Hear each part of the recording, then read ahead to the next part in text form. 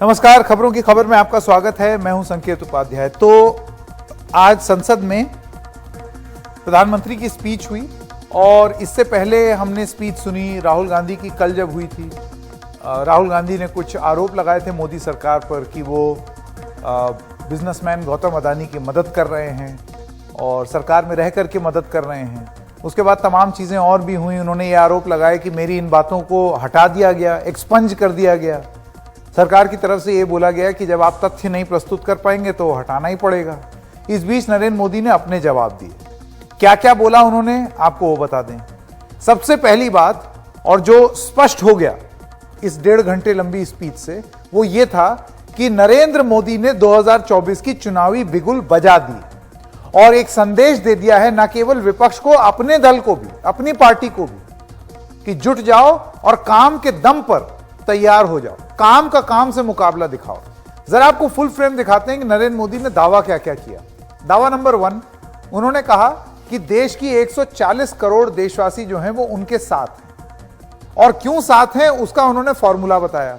कहते हैं 11 करोड़ गरीब किसानों को पैसा दिया, 80 करोड़ गरीबों को मुफ्त राशन, 9 करोड़ परिवारों को मुफ्त रसोई गैस, 3 करोड़ परिवारों को पक्के घर, 11 करोड़ शौचालय, 2 करोड़ आयुष्मान भारत योजना लाभार्थी और 8 करोड़ परिवारों को नल से जल। स्पीच के माध्यम से वो ये बताना चाहते हैं कि ये कारण है, ये जो कार्य उनकी सरकार ने किए, ये वजह है कि लोग उनकी पार्टी को जिताते हैं। तो विपक्ष चाहे कुछ भी बोले या कोई भी आरोप लगाए, ये कारण है कि लोग बीजेपी को और नरेंद्र मोदी को वोट देंगे। अब उनके और दावे क्या थे। उन्होंने ये दावा किया कि कोरोना में सबसे बड़ा टीकाकरण हिंदुस्तान में हुआ, डिजिटल इंफ्रास्ट्रक्चर एक बड़ी ताकत बन गई है, वैक्सीन सर्टिफिकेट पल में मिल रहा है, 9 साल में 90,000 स्टार्टअप आए हैं, स्टार्टअप में तीसरे स्थान पर आ गया है भारत। कोरोना दौर में 108 यूनिकॉर्न कंपनी बनी। यूनिकॉर्न माने बहुत स्टार्टअप कंपनी जो कि बहुत बड़ी हो जाती है। ऊर्जा खपत में हम तीसरे स्थान पर, उच्च शिक्षा में 4 करोड़ रजिस्ट्रेशन, खेलों में भारत का रुतबा। ये वो अपनी बात बता रहे हैं।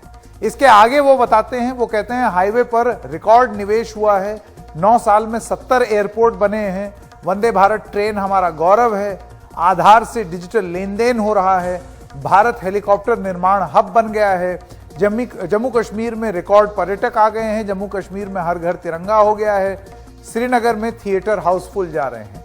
तो ये सारी चीजें उन्होंने अपनी बात में ये कहा कि ये सब वो प्रतीक हैं, ये सब वो चीजें हैं जो कि लोग सीधे देख रहे हैं और जिस वजह से वो चुनाव में वोट भी डालते हैं। इसी के साथ साथ देखिए, अपनी उपलब्धि तो गिनाई ही गिनाई, लेकिन क्यों हम इसको 24 की तैयारी बता रहे हैं, क्योंकि वो विपक्ष पर हमलावर भी हुए। उन्होंने तुलना की 4 से 14, यानी कि 2004 से 2014 की, और उसकी तुलना की उन्होंने 2014 से अब 2024 तक। 9 साल का कार्यकाल और 10 साल के कार्यकाल की तुलना कर रहे हैं। उन्होंने कहा कि यूपीए दौर में अर्थव्यवस्था खस्ता हाल थी, सबसे ज्यादा घोटाले थे, महंगाई डबल डिजिट में थी, आतंकी हमलों का दौर था। ये सब उनके शब्द हैं। आईटी युग, अब जाहिर सी बात है इस पर कांग्रेस पार्टी सहमत नहीं होगी। आईटी युग में 2G घोटाला हुआ, कैश फॉर वोट घोटाला हुआ, कॉमनवेल्थ घोटाला हुआ, ये सब उन्होंने तुलना की। तो एक तरफ वो बता रहे हैं अपनी उपलब्धियां और दूसरी तरफ यूपीए की कमियां गिना रहे हैं। एक तरीके का क्यों दे रहे हैं भारतीय जनता पार्टी के नेताओं को भी कि इसी दिशा में आप जाइए, काम का उल्लेख करिए। दरअसल प्रधानमंत्री मोदी ने अपने दौर की कामयाबी गिनाई। क्या क्या गिनाया, आइए आपको सुना। अस्थिरता का माहौल है, कई देशों में भीषण महंगाई है, बेरोजगारी, खाने पीने का संकट, और हमारे अड़ोस पड़ोस में भी जिस प्रकार से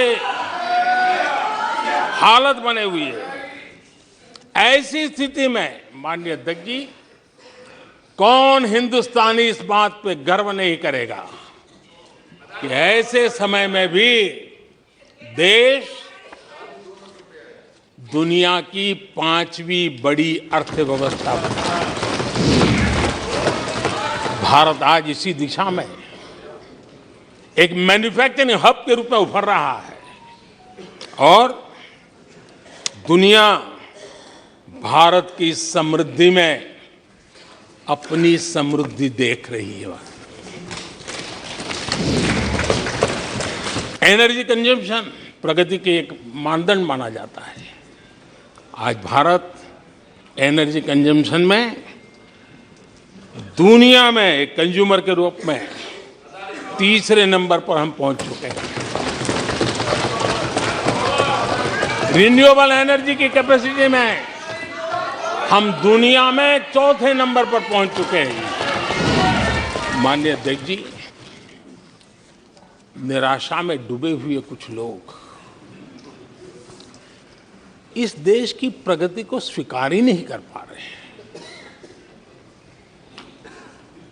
उन्हें भारत के लोगों की उपलब्धियां नहीं दिखती है।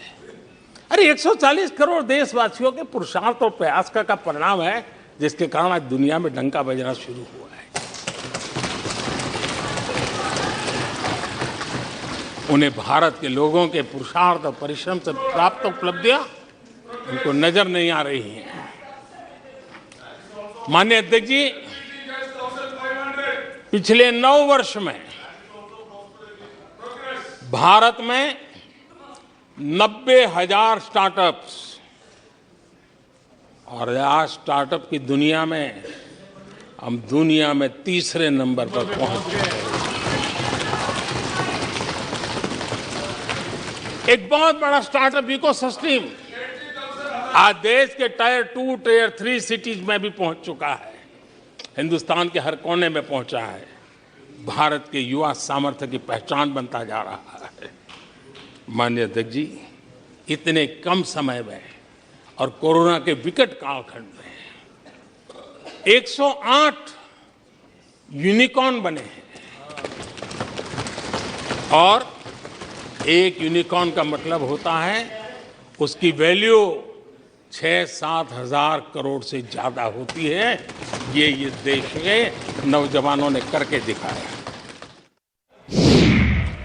आदरणीय अध्यक्ष जी, इस बात को हिंदुस्तान हर पल याद रखेगा कि 2014 के पहले का जो दशक था, द लॉस्ट डेकेड के रूप में जाना जाएगा और इस बात को इनकार नहीं कर सकते कि 2030 का जो दशक है, ये इंडियाज डेकेड है। और इसलिए कुछ अगर अच्छा होता है तो निराशा और उभर करके आती है।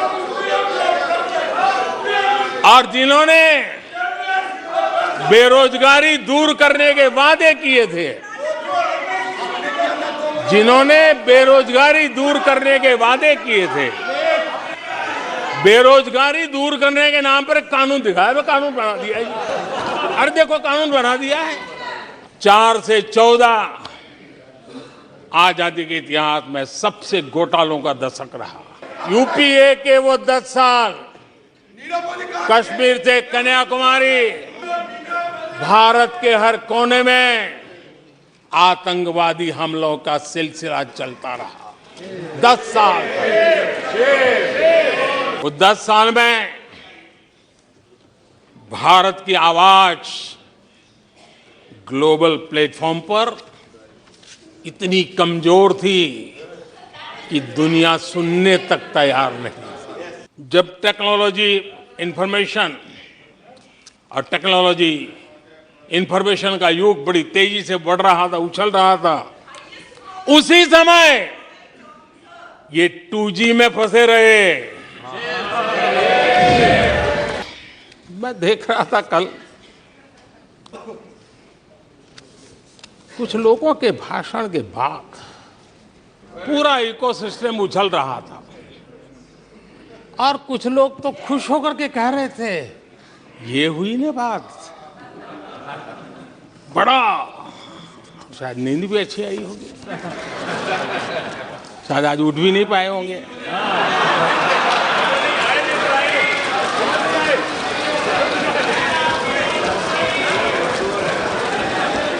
और ऐसे लोगों के लिए कहा गया है, बहुत अच्छे ढंग से कहा गया है, ये ये कह कह कर के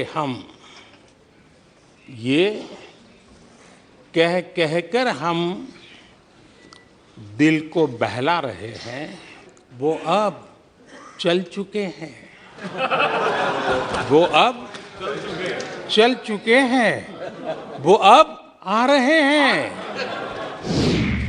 उनको लगता है कि मोदी को गाली दे करके ही हमारा रास्ता निकलेगा।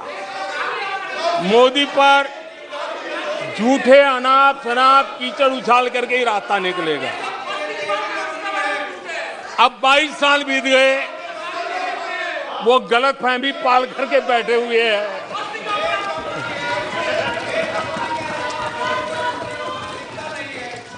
आदरणीय अध्यक्ष जी, मोदी पे भरोसा अखबार की सुर्खियों से पैदा नहीं हुआ है। मोदी पे ये भरोसा टीवी पर चमकते चेहरों से नहीं हुआ है। जीवन खपा दिया है, पल पल खपा दी है, देश के लोगों के लिए खपा दी है। आदरणीय अध्यक्ष जी,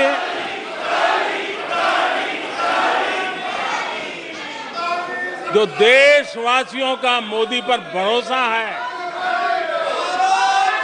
ये इनकी समझ के दायरे से बाहर है।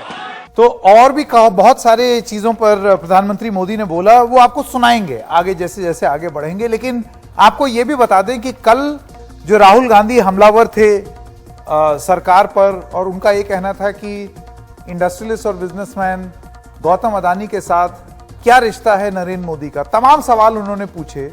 और उन्होंने ये बोला कि ऐसा क्यों होता है कि मोदी जहां जाते हैं पीछे से ये आ जाते हैं या साथ में चल देते हैं। ये सारी चीजें उन्होंने, और भी बहुत सारे आरोप लगाए उन पर। तभी सवाल सरकार ने पूछे कि इन आरोपों के पीछे तथ्य क्या है, आप उसको बता सकते हैं? आपके पास कोई सबूत है जो आप आरोप लगा रहे हैं, या आपने ऐसे ही आरोप लगा दिया? अब राहुल गांधी की टिप्पणी लोकसभा के रिकॉर्ड के बाहर कर दी गई। सरकार द्वारा उद्योगपति गौतम अदानी को मदद की यह टिप्पणी थी। प्रमाण न देने के कारण राहुल गांधी की इस टिप्पणी को हटा दिया गया। नोटिस दिए बगैर टिप्पणी करने पर यह रिकॉर्ड से हटा दिया गया है कि आप अगर इस तरीके का आरोप लगा रहे हैं तो नियम, सरकार कहती है, नियम का आपने उल्लंघन किया है। अब प्रधानमंत्री के बयान पर राहुल गांधी की प्रतिक्रिया भी आई है। राहुल ने कहा है कि प्रधानमंत्री ने उद्योगपति गौतम अदानी से अपने संबंधों को लेकर कुछ नहीं कहा। स्पीच से सच्चाई दिखती है कि अच्छा, इंक्वायरी की बात नहीं हुई। अगर मित्र नहीं है तो ये कहते ठीक है मैं इंक्वायरी करा देता हूं। इंक्वायरी की बात नहीं हुई। डिफेंस इंडस्ट्री है, वहां पे शेल कंपनीज हैं, बेनामी पैसा घूम रहा है, उसके बारे में प्रधानमंत्री ने कुछ नहीं कहा।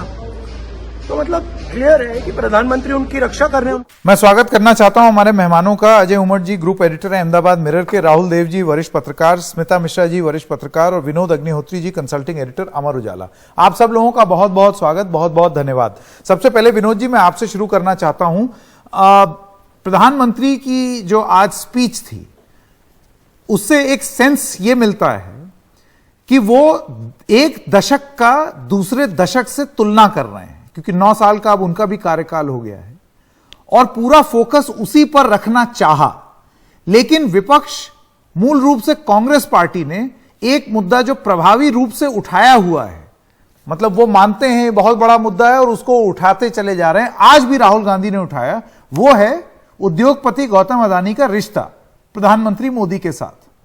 आपको लगता है कि मोदी की मैसेजिंग ज्यादा कामयाब होगी या राहुल गांधी की?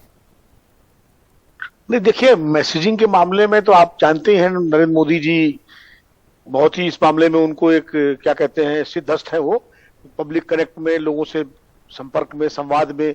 और चूंकि राजनीति का उनका अनुभव है, लगातार वो गुजरात में रहे हों या पिछले 9 साल से केंद्र में प्रधानमंत्री हैं, तो निश्चित रूप से उनका संवाद जनता के साथ बहुत बेहतर तरीके से होता है और उसमें वो हमेशा कामयाब भी रहते हैं। और आज भी जिस तरह से उन्होंने लोकसभा में राष्ट्रपति के धन्यवाद प्रस्ताव पर उन्होंने उत्तर देते हुए जो सारी बातें कही, जो मुद्दे उठाए, तो उनसे साफ जाहिर है उन्होंने विपक्ष के आरोपों की परवाह नहीं की। जवाब देना तो दूर की बात है, कि भाई पॉइंट टू पॉइंट उसका बिंदुवार जवाब दे, उन्होंने परवाह ही नहीं की उसकी, और उन्होंने एक दुष्यंत कुमार के शेर को कह के उसको निपटा दिया। और उसके बाद उन्होंने सारा जो ध्यान था, सारा जोर था अपनी सरकार की उपलब्धियां, अपने कामकाज और आगे जो है भविष्य में क्या करना है, इस पर उन्होंने फोकस किया। और जो 10 साल का मनमोहन सिंह की सरकार का कार्यकाल था, कांग्रेस का, यूपीए का, और 9 साल का जो उनकी सरकार का कार्यकाल है, उसकी तुलना करके उन्होंने विपक्ष को, नहीं कांग्रेस पार्टी को एक तरह से आईना दिखाया कि देखिए हमारा कार्यकाल ये, आपका ये है। तो निश्चित रूप से और राहुल गांधी ने जो सवाल उठाए थे, जिनमें कुछ चीजें एक्सपेंस भी की गई कार्रवाई से, उनको उन्होंने तवज्जो नहीं दी। और ये अनुमान हम लोगों को कल भी था, जब राहुल गांधी बोल रहे थे तब भी हम लोगों को लग रहा था कि प्रधानमंत्री इन मुद्दों को नहीं छुएंगे, क्योंकि अगर वो उन मुद्दों का जवाब देते, उस विवाद में जाते, तो निश्चित रूप से कहीं ना कहीं राहुल गांधी के आरोपों को एक स्वीकृति मिलती। हाँ, जो कि हमेशा एक्नॉलेज नहीं किया उन्होंने। हाँ, उन्होंने बिल्कुल कहते ना उसको परवाह ही नहीं की उन्होंने। तो वो नहीं, लेकिन शुरुआत में तो बोला उन्होंने, शुरुआत में तंज कसा, सीधा जवाब नहीं दिया उन्होंने। ये बोला कि वो भाई बड़े खुश हुए होंगे, वाहवाही दी होगी। नहीं, अप्रत्यक्ष रूप से उन्होंने तंज कसा, वही उन्होंने उसको हवा में उड़ा दिया एक तरह से, ये कह सकते हैं बातचीत करते हुए। और उन्होंने सारा जोर अपने कामकाज पर, अपनी सरकार की उपलब्धियों पर गौतम अडानी और नरेंद्र मोदी वाले मुद्दे पर मैं अभी थोड़ी देर में वापस आऊंगा, लेकिन उससे पहले मैं स्मिता मिश्रा जी आपसे पूछना चाहता हूं, ये जो मैसेजिंग रही है नरेंद्र मोदी की, प्रधानमंत्री की, उस मैसेजिंग को आप किस तरीके से देखती हैं? देखिए, इससे पहले नेशनल एग्जीक्यूटिव की एक मीटिंग हुई और उसके बाद काउंसिल ऑफ मिनिस्टर्स की मीटिंग हुई, और दोनों में नरेंद्र मोदी का एक संदेश साफ था, हमारे काम के बारे में बात करो, काम को जनता तक ले जाओ, बजट में जो घोषणाएं हुई हैं उसको जनता तक ले जाओ। और उसी में उन्होंने इस बात का भी जिक्र किया कि फिल्मों पे और इस सब टाइप के जो मुद्दे हैं उस पर आप ध्यान मत दीजिए, काम पर ध्यान दीजिए। तो आपको लगता है आज की स्पीच भी उसी तरफ, उसी दिशा में जा रही है कि मेन मुद्दे पे, काम पर बात कीजिए, काम बनाम काम पर बात हो? संकेत, आपने जैसा कहा कि प्रधानमंत्री का जो थ्रस्ट है वो हमेशा इस पर रहता है कि सरकार को आप अगर कसौटी पे कसना चाहते हैं तो हम जनता के लिए, देश के लिए जो कामकाज कर रहे हैं अलग अलग क्षेत्रों में, चाहे वो विदेश नीति से लेकर के और एकदम जो ग्रास रूट स्तर तक जो है गांव देहात के विकास की बात, आप हमें अगर कसौटी पे कसना है, परीक्षण करना है, तो उस पर करिए। और आप जानते हैं कि कल जो राहुल गांधी जी का बीते कल भाषण हुआ संसद में, तो वैसे तो वो राष्ट्रपति अभिभाषण की जो बहस चल रही है उस पर उनका इंटरवेंशन था, लेकिन उन्होंने अपने पूरे भाषण को केवल और केवल एक मुद्दे पे केंद्रित रखा। प्रधानमंत्री बिल्कुल ये साफ करना चाहते थे अपने बातचीत से कि हमारे लिए ये राष्ट्रपति के अभिभाषण की डिबेट है, उसमें जो मुद्दे आए हैं, उससे जुड़े जो विषय हैं, हम उस पर अपनी बात करेंगे, जो हमारा पॉजिटिव एजेंडा है, जो महामहिम राष्ट्रपति जी ने अपने अभिभाषण में चीजों को सामने लाया, हम उस पर जनता से संवाद करेंगे, पहली बात। दूसरी बात यह है कि क्यों वो उस मुद्दे पर जो गौतम अडानी का विषय है उस पर नहीं आए। सीधी सी बात है, बीजेपी का ये डिक्लेयर्ड पोजीशन रहा है कि ये जो आरोप लगाए जा रहे हैं ये पूरी तरह बेबुनियाद है, इसीलिए उन्होंने प्रिविलेज की बात भी कही, ऑथेंटिकेट करने पर बार बार बीजेपी जोर दे रही है। तो प्रधानमंत्री उस विषय पर स्पेसिफिकली उसके बिंदुओं पर कुछ बयान देकर या जवाब देकर उस विषय को कोई स्वीकृति, कोई लेजिटिमेसी क्यों देंगे? प्रधानमंत्री अपना एक एजेंडा लेकर जनता से बात कर रहे थे। जिस तरह पार्टी में संगठन की बैठक में वो सांसदों और नेताओं से कहते हैं कि कामकाज को लेकर जनता के बीच में जाओ, आज का जो भाषण था वो सीधे जनता से एक संवाद था, भले वो सदन के पटल पर हो रहा था। और आपने गौर किया होगा कि उन्होंने भले ही राहुल गांधी के आरोप पर सीधा कोई क्लैरिफिकेशन नहीं दिया, न देने की कोई उम्मीद थी, लेकिन उन्होंने ये जरूर साफ किया कि इस समय एक तरह से भारत की राजनीति में दो धाराएं चल रही हैं। एक, उन्होंने बताया कि उनकी सरकार है, उनकी टीम है जो सीधे जनता के लिए काम कर रही है, जिसमें अखबार और टेलीविजन वगैरह पर उनका वो निर्भर नहीं है, उनका जो ट्रस्ट है। और दूसरी तरफ एक इकोसिस्टम ऐसा काम कर रहा है जो उन्होंने जो कपलेट पढ़ा उन्होंने कि हम चल पड़े हैं, हम आ रहे हैं, तो यानी एक इकोसिस्टम है जो जनता से बिल्कुल जुड़ा हुआ नहीं है, कटा हुआ है, लेकिन बार बार वो अपने आने का ऐसा एक संकेत देता रहता है, कहने का प्रयास करता है कि हम आ रहे हैं, लेकिन वो जहां जाना है वहां पहुंच नहीं पा रहे हैं। नहीं, दो इस पे स्मिता जी देखिए, एक जरूरी सवाल ये है, मैं एक बार अग्निहोत्री जी के पास वापस आना चाहता हूं, उसके बाद अपने बाकी दोनों मेहमानों के पास भी जाऊंगा। अग्निहोत्री जी, मैं आपसे ये जानना चाहता हूं कि एक तर्क ये भी दिया जा रहा है, आज कांग्रेसी हलकों से ये सुनने को मिला कि जब आप रिमार्क्स ही एक्सपंज कर देंगे तो फिर वो कोई आप उम्मीद ही नहीं रख सकते कि प्रधानमंत्री कुछ उस पर जिक्र भी करें। अगर वो एक रिमार्क्स राहुल गांधी के जो उन्होंने आरोप लगाया, अगर वो रिकॉर्ड में रहते तो फिर ये उम्मीद की जा सकती थी कि जवाब देते प्रधानमंत्री। जब रिकॉर्ड में ही कुछ नहीं है तो फिर जरूरत ही महसूस नहीं होगी संसद में उस पर जवाब देने के लिए। आपको लगता है कांग्रेस के लिए अब जरूरी हो जाएगा, अगर सरकार कह रही है आप ऑथेंटिकेट कीजिए अपने दावों को, तो वो ऑथेंटिकेट करें, स्पष्ट रूप से बताएं कि भाई ये हमारा आरोप और ये उसका प्रूफ। देखिए संकेत जी, लंबे समय से पार्लियामेंट हम लोग कवर करते रहे हैं, आरोप विपक्ष लगाता रहा है और कभी कागज दस्तावेज लेकर के विपक्ष नहीं आता था। हाँ, कोई रिपोर्ट अगर आ जाती थी, जैसे सीएजी की रिपोर्ट आई, उसका उल्लेख होता था। पहले भी चाहे बोफोर्स का मामला तो स्वीडिश रेडियो का एक स्टोरी थी, उसके बाद आरोप लगा था, कौन सा सबूत उसमें लेकर के विपक्ष आ गया था। बाद में वो खबरें आई इंडियन एक्सप्रेस में और इसमें हिंदू में। इसी तरह 2G में वो रिपोर्ट सीएजी की, ये रिपोर्ट जो है, आरोप जो है, तो ये अब इसका मतलब जांच पहले विपक्ष करे, सबूत लेके आए और फिर हाउस में रखे। ये एक नई परंपरा हाउस में शुरू हो रही है मुझे लगता है, और ये जरूर इसीलिए हाउस में शून्यकाल में पर जो बात कही जा रही है कि आप बिना ऑथेंटिकेट किए आप इस तरीके से अगर नाम ले देंगे तो वो संसदीय प्रणाली के खिलाफ है। तो आपको लगता है कि ये नहीं है? अगर मतलब आरोप लग सकता है इस तरीके से?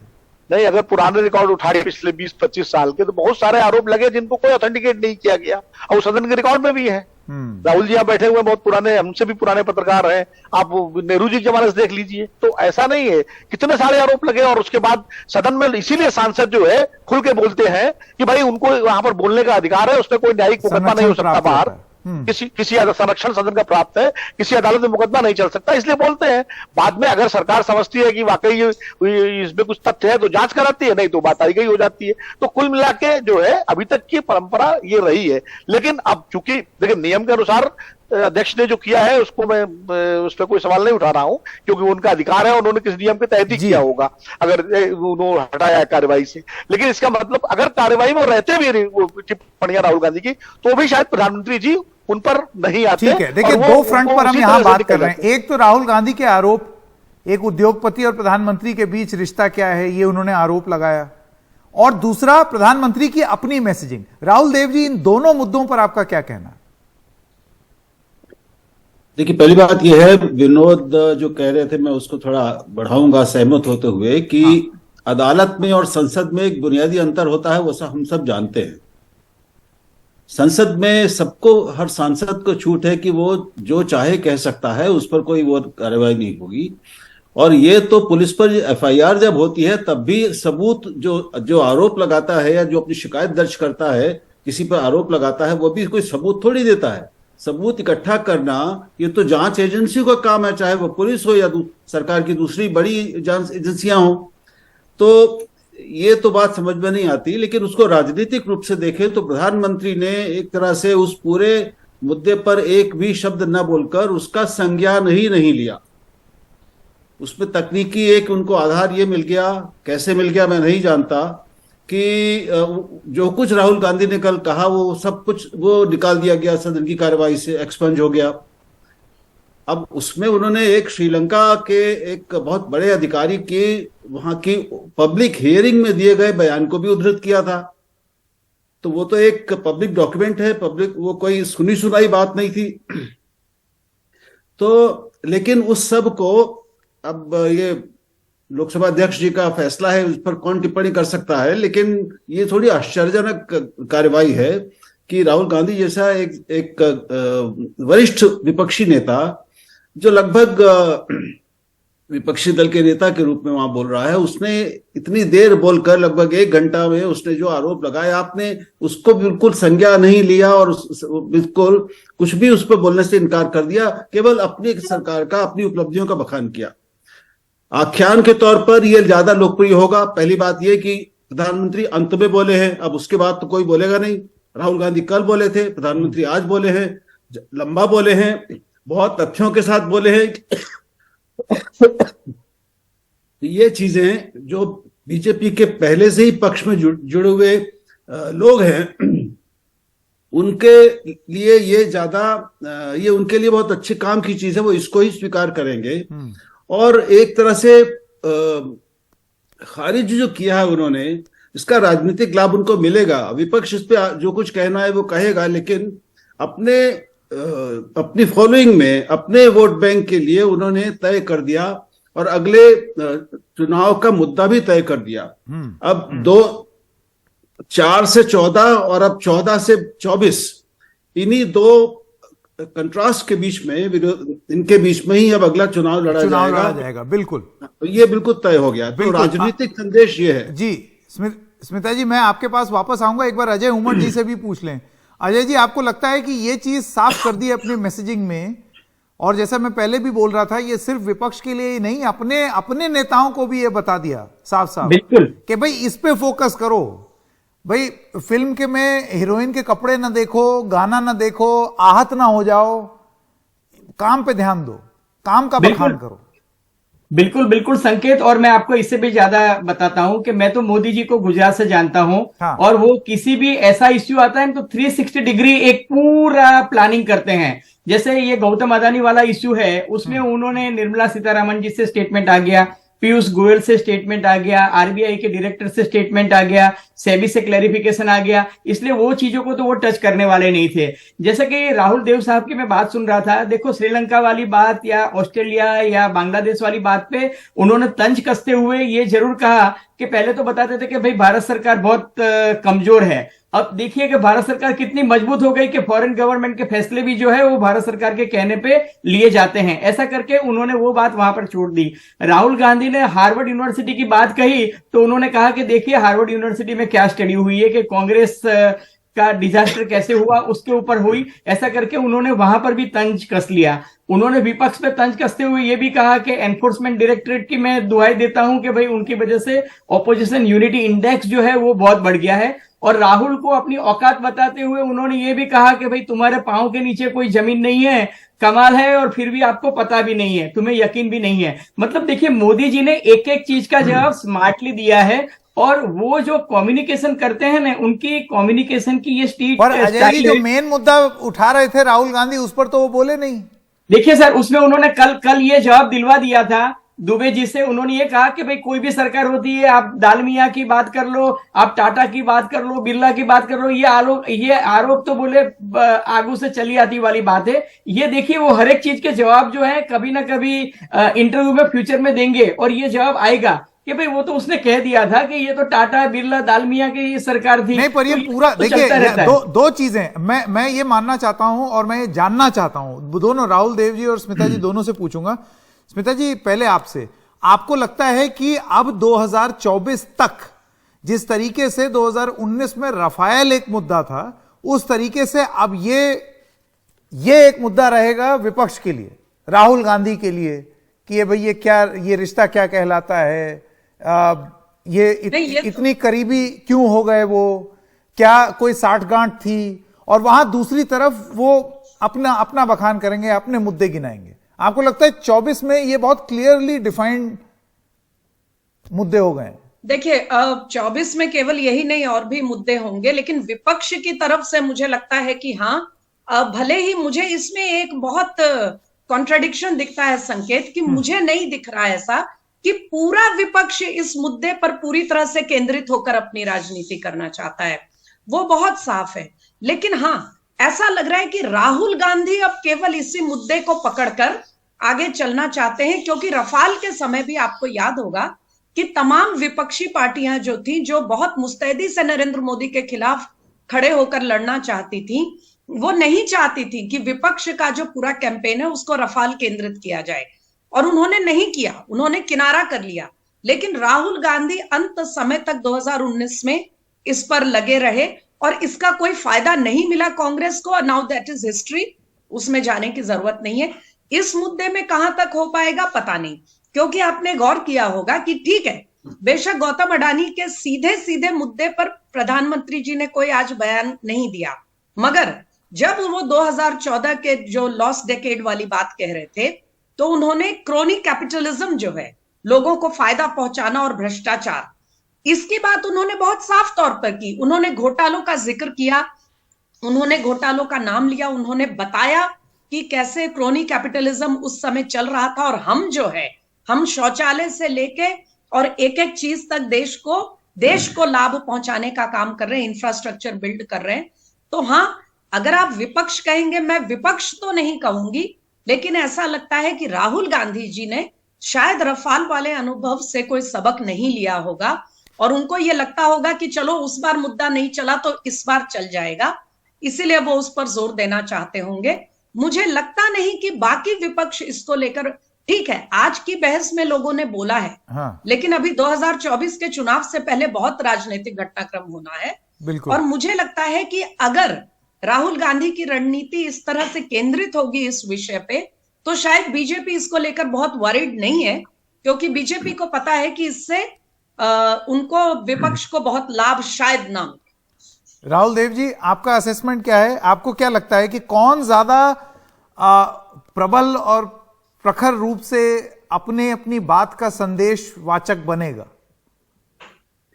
देखिए, एक बहुत मोटी बात यह है, चुनाव लड़ने का जहां तक सवाल है, अगर हम 24 के संदर्भ में बात कर रहे हैं तो चुनाव कोई भी संदेश हो आपका, आपकी मैसेजिंग कितनी मजबूत हो, लेकिन उसको लोगों तक ले जाने के लिए आपको एक मशीनरी चाहिए, संगठन चाहिए, कार्यकर्ता चाहिए।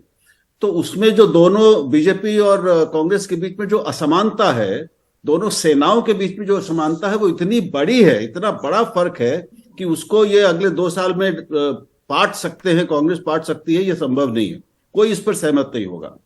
और एक अपर हैंड जिसको हम कहेंगे नरेंद्र मोदी का, सरकार का है ही पहले से ही, पार्टी के रूप में भी और सरकार में, और एक कम्युनिकेटर के रूप में भी। नरेंद्र मोदी के सामने आप वक्तृता में कोई मतलब आसपास अभी दिखता नहीं है। अभी राहुल गांधी को वहां पहुंचने में कई लंबा समय लगेगा।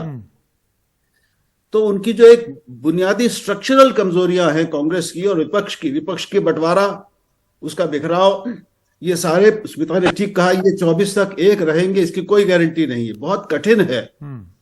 तो इसलिए कोई कड़ी और बड़ी चुनौती देने की संभावना फिलहाल नहीं दिख रही है। दूसरी बात, अडानी का मामला यह है कि अभी एक दिन पहले से ही अडानी के शेयरों में जो गिरावट आई थी वो पूरा होकर बढ़ने शुरू हो चुके हैं। अब अगर मान लीजिए कि अगले 1-2 महीने में वो वापस अपने पुराने स्तर पर पहुंच जाते हैं या उसके आसपास पहुंच जाते हैं, तो ये तो सारा मामला ही औंधे मुंह गिर पड़ेगा, ये सारा आख्यान। मैं समझता हूं कि कोशिशें भी इसकी होंगी, तो ये ज्यादा चलेगा नहीं मुद्दा। चल सकता है अगर कोई और 2-4 बड़ी अंतर्राष्ट्रीय एजेंसियां उसमें कुछ और रहस्योद्घाटन कर दें, कुछ और तथ्य सामने आ जाए, तो संभव है। अभी मौजूदा स्थिति के हिसाब से जी, राहुल जी का ये कहना है कि अगर आप आर्मी देख लें कि कौन कौन अपनी सेना लेकर के अपने अपने संदेश का वाचक बना हुआ है, उसमें बहुत डिस्पैरिटी है और ये चीज दिखती है। बहुत बहुत धन्यवाद आप सबका अपनी अपनी बात रखने के लिए। अब राज्यसभा में भी बोलेंगे प्रधानमंत्री, तब देखना ये होगा कि वहां इस मुद्दे को उठाएंगे या नहीं, क्योंकि वहां पर भी विपक्ष हमलावर होने की बात कर रहा है, अपनी तैयारी में जुटा हुआ है। एक ब्रेक पे जाने से पहले आइए आपको सुनाते हैं कि जब ये सब हो रहा था तो आज संसद में शेरो शायरी के मूड में भी थे बहुत सारे। आइए सुनते हैं। और ऐसे लोगों के लिए कहा गया है, बहुत अच्छे ढंग से कहा गया है, ये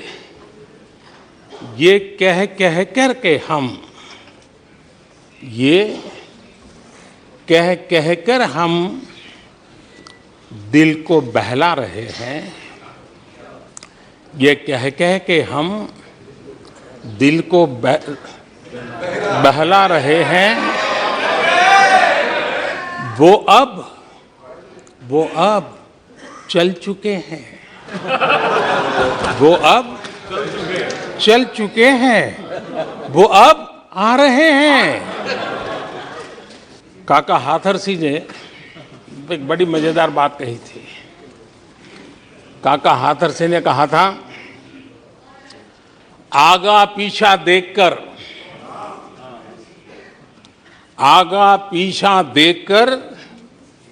क्यों होते गमगीन, जैसी जिसकी भावना वैसा दिखे सीन। इस प्रकार के लोगों के लिए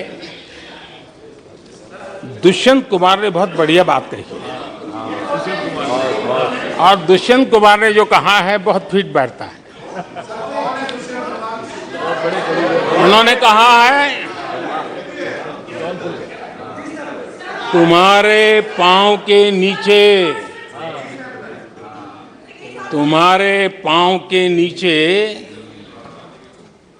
कोई जमीन नहीं, तुम्हारे पांव के नीचे कोई जमीन नहीं। कमाल ये है कि फिर भी तुम्हें यकीन नहीं।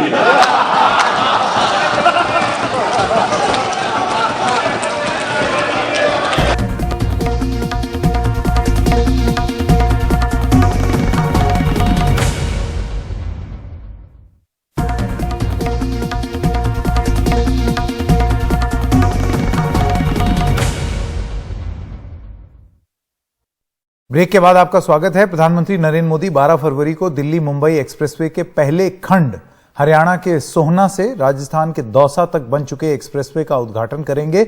इसके बाद दिल्ली से जयपुर की दूरी करीब 2.5 घंटों की बताई जा रही है। अब वाकई ऐसा होगा या नहीं ये नहीं मालूम, लेकिन ऐसा बताया जा रहा है। फिलहाल इस दूरी को तय करने में करीब 4 से 5 घंटे का वक्त लगता है।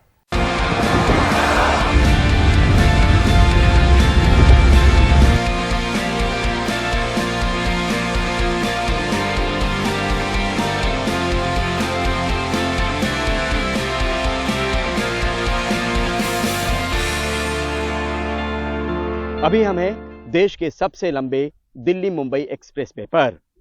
हरियाणा के सोहना से मुंबई तक 1380 किलोमीटर की दूरी है और इसके पूरा होने के बाद 24 घंटे का सफर 12 घंटे में कर पाना मुमकिन हो पाएगा। लेकिन 12 फरवरी को प्रधानमंत्री नरेंद्र मोदी इसके पहले खंड सोहना से दौसा का उद्घाटन करने वाले हैं, जिसकी दूरी 225 किलोमीटर की है। जाम की झाम से दूर एक्सप्रेसवे पर फर्राटा भरती गाड़ी।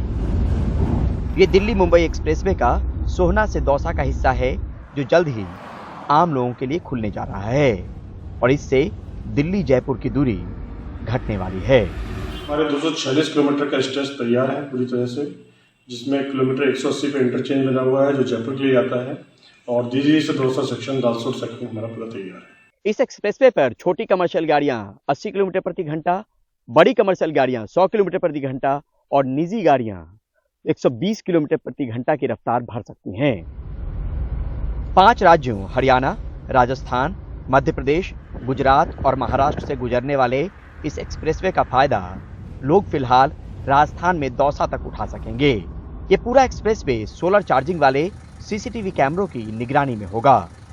मॉडर्न टेक्नोलॉजी का इस्तेमाल तो है ही, साथ में इस बात का भी ख्याल रखा गया है कि एक्सप्रेसवे पर दुर्घटनाएं न हो। उसके लिए एक्सप्रेसवे की दोनों तरफ इस तरीके की फेंसिंग की गई है ताकि इस पर जानवरों की आवाजाही न हो पाए।